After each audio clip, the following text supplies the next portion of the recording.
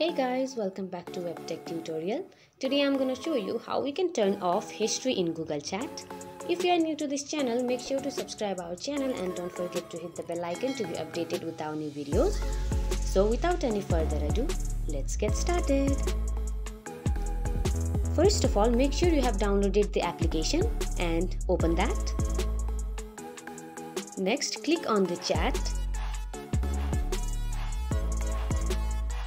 After this, click on the shown place and you will see these options. Here you can see history is on. To turn off it, you have to click on that blue dot. Now your history is off. So this is how you turn off history in Google Chat. Hope you find this video helpful. If so, don't forget to give us a big thumbs up and we'll see you in next video.